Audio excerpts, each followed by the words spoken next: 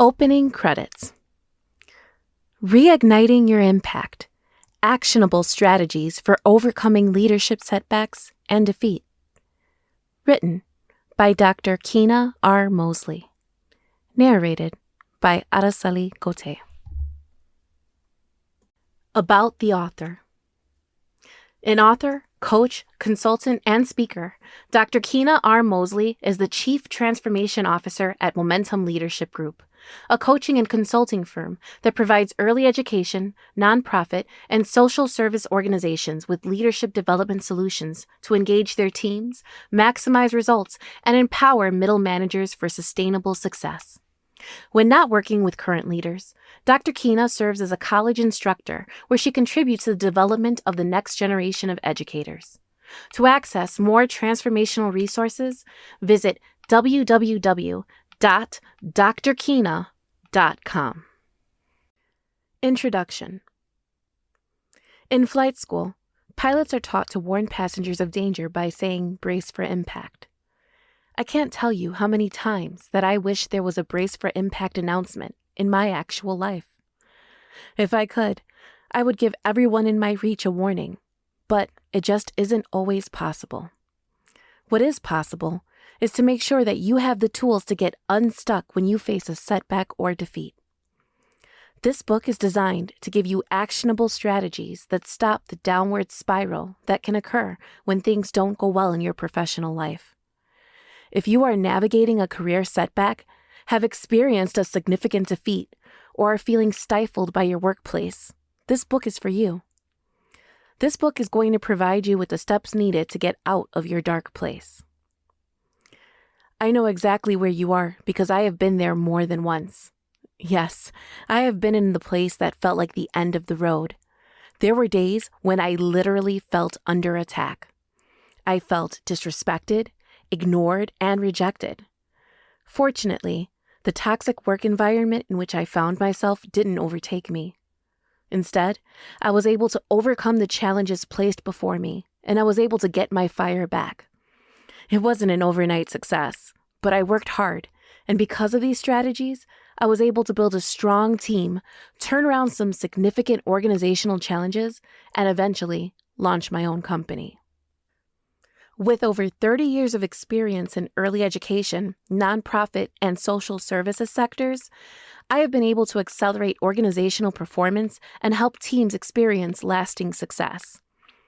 During a time when I could have easily given up, I decided that I was not going to give in to the toxicity I experienced, and I had to stop believing what others were projecting onto me. Once I took control of myself and employed the strategies outlined in this book, I saw significant growth, both personally and professionally. My team was able to exceed organizational goals. I launched new initiatives and ultimately gave birth to my dream. Despite the obstacles you may have encountered in your career or the challenges you may be facing currently, this doesn't have to be the end of your journey, nor does it need to be the end of your team's success. This book is designed to help you reclaim your influence, engage your team at optimal levels, and take full authority over your leadership legacy. It won't be easy, and it won't happen overnight, but I do know that the strategies will work if you work them. You deserve to have a reputation which you can be proud, and you can absolutely have it. I look forward to seeing you in the winner's circle. Reflection is required. Your thoughts control more of you than you admit. Manage your thoughts, and you can empower your actions. Empowered actions lead to elevated lives. Dr. Keena has created accompanying tools. Go online to download the Impact Reflection Guide at www.myimpactbook.com/tools. Chapter 1. Get to the bottom of it. When everything seems to be going against you, remember that the airplane takes off against the wind, not with it. Henry Ford. I grew up in a very involved and very connected extended family. I have lots of cousins, aunts, and uncles who would spend time together during holidays, weekends, and special events. I was fortunate enough to have one cousin who is just a couple of months younger than me. As a result, he and I probably spent more time together than any of the cousins combined. This also afforded me the opportunity to spend a lot of time with his parents. His father, my uncle, was a man of very few words, but when he spoke, we had to listen. One of his regular sayings was, "You need to nip that in the bud." Naively, I thought when he meant that we should stop doing something. As an adult, I now realize that there was so much more to the statement, and it has become a life philosophy of mine. When he said, "You need to nip it in the bud," what he meant was that you need to get to the bottom of the situation so it doesn't occur again. You need to get past what's happening on the surface and address the core issue. I get that now. I didn't understand that then, but as a result of understanding how powerful and how important that is, it has become a way of life for me. Unfortunately, depending on how sensitive or emotional a situation is, I tend to lose sight of this very important philosophy. One significant time that I lost sight of it was when I was in what some would call a very toxic work environment. 25 years into my career as an educator and 16 years as an educational leader, nipping it in the bud neither was at the forefront of my thoughts, nor was it informing my decisions. At that point, I was proud of my accomplishments and felt good about how I had progressed professionally. I was the person who had awards, recognitions, invitations, and degrees, and I could not believe that this was happening to me. I had 16 years of making a difference, supporting others, and winning. I had 16 years of innovation and challenging limitations, 16 years of exceeding expectations and being a trusted advisor, and 16 years of being respected as a leader with whom others confided. But here I was sitting in a rocking chair as a babysitter, literally questioning my professional existence and wondering if somehow it had been a fluke. Suddenly, I realized that this wasn't what I signed up for. The setback. I thought I was going to be a part of a stellar team of leaders who skillfully and strategically worked together to create something phenomenal, but that wasn't the case at all. Instead of being a part of a phenomenal team, just the opposite seemed to happen, and I couldn't have seen what was coming. I didn't count on having my scope of responsibility decimated to the point where I was what now seemed like a distant memory. In the blink of an eye, I was stripped of any authority and 97% of my responsibility. Yes, I calculated it, for reasons that may never be known to me. My administrative door key had even been taken. Colleagues were dismissive, and they seemingly were empowered to treat me like a complete misfit. I was shaken to my core. It was a painful and humbling time. Rejection and depression took their toll, and worry and sickness became constant companions. After seeking counseling, I realized that the problem wasn't as much about what was happening around me. The biggest issue was that I had bought into what others were projecting on me. At that point, my failures were no longer about what others were saying or doing, but they were about my mindset, and that belief was the route I needed to correct. The belief that I had adopted unwittingly was what I needed to eliminate. That belief was what I needed to nip in the bud. I had completely lost sight of who I really was and all that it took to get where I was. Many years before this setback, I moved completely across the country to forge my own path and create my own place in the world. As a young woman who was alone without much money and without any relocation plan or assistance, I made it happen. I found a job. I got my first apartment along with earning new credentials.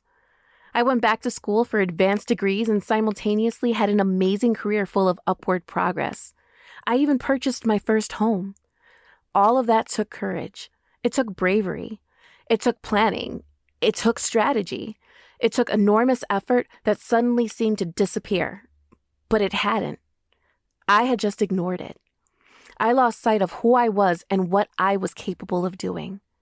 I was capable of reinventing myself. I was capable of starting over. I was capable of building and climbing and improving myself. And I was capable of nurturing relationships and forging partnerships and collaborations. This experience could only be a temporary setback because at that point, I refused to let it be anything else. I was determined to move forward at that point. I decided that was not how my story was going to end. That was not going to be my leadership legacy. The defeat. Fast forward a bit. All of the toxic decision makers were no longer associated with the organization, and the new leadership enabled us to make some incredible strides with the organization. My name had been cleared, my reputation was restored, and my authority was elevated. Several of the initiatives that I previously suggested were in place, which caused the organization to soar. Despite the success, the organization lost a significant source of funding, and 3 years after my setback began, we experienced what I perceived to be a significant defeat. Programmatically, the organization needed to make some significant shifts. Personally, I was in a very new place. I received a layoff notice, and I wondered what my next steps would be. As I consoled staff, supported community members, informed clients, and connected with transition agencies, I questioned myself once again. This time, the questions were different. This time, I was more sure of myself, but I was unaware of how to recover from this defeat. I was literally at the peak of my career, and suddenly, the bottom fell out. I was also physically, emotionally, and mentally exhausted, and I shuddered to think how I was going to replace my 6-figure salary. Whether it was a setback or a defeat, one thing I have learned is that leadership is born out of who you are and shaped by what you do. Your thoughts affect how you show up and what you believe is critical to how you address your staff, how you make decisions, and how you move forward in your day-to-day responsibilities. Just as you have been responsible for your success, you also have to realize that you have some responsibility for your failure. I was definitely responsible for the decision to be held hostage by my failure. Maybe you can relate. Maybe you are in a place where a career-altering setback or defeat feels like weights around your ankles and you feel incapable of moving forward. Nonetheless, no matter what is going on around you, your environment doesn't have to dictate your level of success. Each one of us has access to everything we need. That access may look different depending on where we are and who we are. Having access doesn't mean that what you need is in your immediate grasp. What it means is that you have a variety of things at your disposal or that somehow are connected to you. You have access to the internet, social media, current contacts, resources, and other people who also have all these things. This access will allow you to get to your next stage, and ultimately, it will help you discover whatever your final destination is. Yes, I do believe you have access to everything you need. Sometimes, you just have to unearth those things and discover where the access point is. Getting to the root of whatever slump you're in is the only way to identify a path to reclaiming your strength and ultimately your impact. The mental and emotional toil of a defeat must be tempered so it does not destroy what you are building going forward. This is the time when your mindset matters most. You can't build well on a faulty foundation. Over time, cracks will begin to surface. You hold the key to your deliverance. You hold the key to your freedom. You hold the key to your next round of success and accomplishments. You have to decide that you want more, and you are worthy of more. Once you decide to get over the hump, and once you decide to get out of the slump, you can take charge of the situation and get to whatever it is that you were created and designed to do. As you conclude this chapter, here are a few things to reflect on. Number 1, why are you on this career path? Why have you stayed?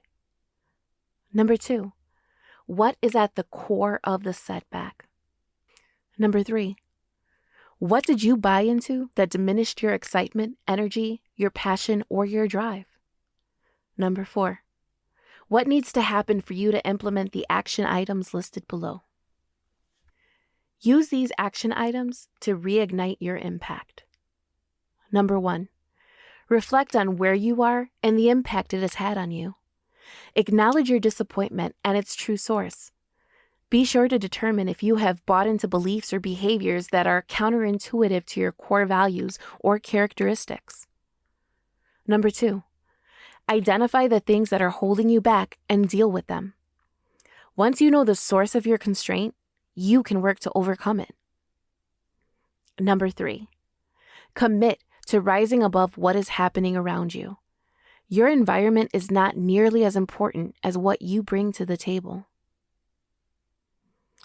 As you move forward, consider these evaluation points. Number 1, how effective was your implementation of these action items? Number 2, what more can be done? Number 3, is there a more excellent way?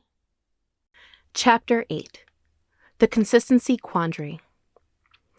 Not everything that is faced can be changed, but nothing can be changed until it is faced. James A. Baldwin. Without a doubt, 3 of the most regarded basketball champions of, some would say, all time are Kobe Bryant, LeBron James, and Michael Jordan in alphabetical order. Although their approach may not have been identical, one thing the 3 of them had in common was their work ethic.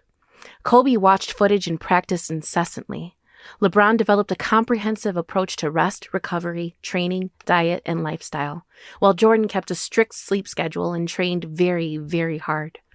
One could argue that their approach was not as important as the cumulative effort of consistent actions that guarantee their greatness. In fact, that is really why we celebrate longevity and excellence. We celebrate longevity and excellence because it almost always includes an immeasurable consistency that escapes many. Consistency in both commitment and character have been beneficial for me. It has been the glue that held things together when I faced the most challenging times. Even with this consistency, there are times when I've had to revisit my impact. There are times when I've had to refocus and make sure that I haven't lost my foundation. I have had to make sure that I was still building momentum, and I need to ensure that I don't lose sight of my influence. Now that I'm on the other side of the setback, I can tell you that as a result of these things, my scope of responsibility was restored, and I was promoted. I outlasted those who were trying to hold me back, those who had doomed me to fail. Most lasting to me, though, is the impact I had on the staff. After all of the dust settled, several of them shared what they always looked to me for direction, even when others didn't want them to turn to me. When the organization changed directions and had a massive layoff, many made the statement that they wanted to go wherever I was going. Admittedly, after years of not working together, the same people still reach out to me on special occasions, and they champion the launch of my consulting firm.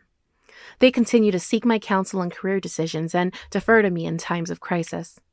What I learned from all of this is that while consistency communicates commitment, commitment fuels consistency. The two are connected in a dynamic way that cements you in the fabric of any undertaking. My commitment was not only to the work, but to the people who did the work. Not only did I prioritize meeting the numbers and hitting the goals, I also prioritized their growth and development. I spent time preparing them for their next level. When you continue to do things in the same way, this becomes both an expectation and your reputation. Leaders can never lose sight of how important it is for their reputation, values, and actions to align. Consistency in thought, deed, and communication are what it takes to display this level of character.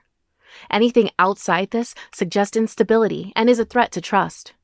Abraham Maslow, in his hierarchy of needs, shared that one of our basic human needs is safety and security. A duplicitous personality creates an unstable environment for employees and makes them lose sight of their safety and security. They become uptight. Their innovation is stifled and their confidence is diminished. Teams need their leaders to be who the leader that leader claims to be. The words and actions must agree. When your words, action, and character align, your reputation and results will speak for you in rooms that you may never enter. As important as consistency is, there is another reality. Consistency with no regard for change invites demise.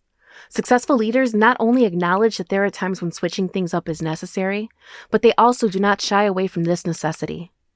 Every change should represent an opportunity for growth or improvement. There is a science to managing change, and good leaders must know how to pivot. Pivoting is essential because it helps you to maintain control. It allows you to stay grounded, and it keeps you from spinning your wheels and wasting time. Commit to being consistent in character and commitment. Being consistent in addressing inconsistent patterns and conquering complacency, but avoid the consistency that leads to complacency. Complacency is where you operate as if you had guaranteed success and never need to make progressions or adjustments to maintain relevance. Complacency is a risky place to be. Successful leaders know how to read the times and read their people. This is the skill that allows you to take note of what is going well, yet you are able to make the shifts necessary for continued progress without threatening the ongoing security of team members. When people don't feel safe, they do not perform at optimal levels no matter how hard they try. This isn't a cerebral choice. It is the result of human psychology, a force against which we rarely win. Pay attention to the moves you make, as well as those you don't make as a leader. There is much more at stake than your reputation. The journey from defeat has made me deeply aware of how powerful we can be as people. Without a doubt, you decide what is on the other side of defeat. Defeat is an invitation for you to define success for yourself. I decided to reintroduce myself, but for some, it may be a realignment, a repositioning, or even a retirement. A realignment allows you to make some adjustments exactly where you are. A repositioning allows you to make needed changes and move into something related. There is no greater sign of the need for change than defeat. Some things need to come to an end. Say goodbye. Mourn the loss and then work on your recovery mission. This was just one battle. You didn't lose the entire war. Every lesson you have learned and every mistake that you made has prepared you for this time. Step into it with all the passion and fire that you can muster, knowing that you are on your way to your next season of greatness. As you conclude this chapter, here are a few things to reflect on. Number 1, what are the inconsistencies in your thoughts, actions, and communication? Number 2, what consistent pattern do you need to release or revamp? Number 3, what are changes necessary in your sphere of influence? Number 4, what needs to happen for you to implement the action items listed below? Use these action items to reignite your impact. Number 1, identify your priorities. It is necessary to know what is most important so you are giving your energy to the right things. Number 2, determine what efforts you will continue. Your energy and resources are best spent focusing on the things that are in alignment with your priorities. Anything else is likely a distraction. Number 3, decide what things are no longer beneficial and need to be eliminated. Be sure to determine what the ripple effects will be, but there is no reason to hold on to things that no longer serve you well. Number 4, prepare for the pivots. When something is working well, there is no guarantee that it is also working for your benefit. With strong systems and processes in place, disturbances caused by changes are temporary at best. Consider what and where modifications are needed. As you move forward, consider these evaluation points. Number 1, how effective was your implementation of the action items? Number 2, what more can be done? Number 3, is there a more excellent way to operate? Forward-facing movement. Your past is proof of potential, but your future is calling ahead. The choice is yours. Dr. Keena has created accompanying tools, so go online to download the problem-solving matrix and meeting agenda at www.myimpactbook.com/tools. Epilogue. The preceding pages have provided a blueprint for handling any professional setback and making the pivots necessary for ongoing success. Although failures seem to happen in an instant, success takes time to build. To counteract the speed of the spiral, you need to take action now and create an upward trajectory for yourself. This trajectory is built on a foundation of confidence that is steeped in a track record that you already have. As you conclude this book, I want to provide you with one last thought for each chapter. Chapter 1, get to the bottom of it. Acknowledge your disappointment and identify exactly what is holding you back. Without getting to the root of your setback, you only will deal with the surface issues. True success requires going beyond the surface. Chapter 2, respect your influence. Use your track records as a launch point for overcoming setbacks. Chapter 3, build momentum. Don't go for the big wins yet. Boost your performance with continuous movement and success. Chapter 4, solve their problems and yours too. Identify ways that you can present solutions or innovations to solve problems. Chapter 5, take and apply accountability. Starting with yourself, diligently address the missteps in your sphere of influence. Chapter 6. Foster collaboration. Build your capacity by connecting with those who can strengthen and inform you in areas where you are deficient. Chapter 7. Cultivate tenacity. You have the power to determine what's next. Defeat doesn't have to be the end. You are the one who defines your success. Chapter 8. The consistency quandary. Commit to addressing areas of inconsistency patterns, conquering complacency, and understanding when it is time to move on. It's time to move forward and make a new mark. Don't let this be the end of your journey. Your past success is more than an indication of what you can do in the future. Your past success is the fuel you need to keep going and growing stronger. Rediscover, reclaim, and reignite your impact and further your leadership legacy.